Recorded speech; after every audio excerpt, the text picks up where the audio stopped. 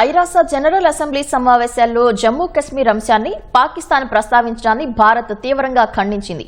అబద్దపు పక్షపూరిత కథనాలను ప్రచారం చేయవద్దని హెచ్చరించింది. ఈ మేరకు ఐరాసలోని భారత శాశ్వత ప్రతినిధి పర్వతనేని హరీష్ పాక్కు గట్టిగా కౌంటర్ ఇచ్చారు.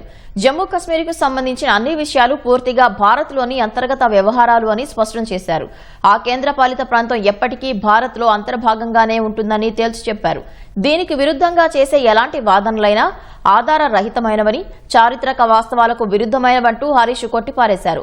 పాక్ చేసే అబద్దపు ప్రచారాలు ఈ ప్రాథమిక వాస్తవాన్ని మార్చలేవని చెప్పారు. ఐరాస భద్రతా మండలిలో సభ్యదేశంగా ఉండటం అనేది ఒక పెద్ద బాధ్యత అని గుర్తు చేశారు. పాక్ తన విభజన రాజకీయ ప్రయోజనాల కోసం ఇలాంటి ప్రతిష్టాత్మకమైన వేదికలను దుర్వినియోగం చేయడం అలవాటుగా మార్చుకుందని మండిపడ్డారు. అటు భద్రతా మండలిలో తాత్కాలిక సభ్యదేశంగా పాక్ 2 ఏళ్ల పదవీకాలం ఈ ఏడాది ముగియనుంది.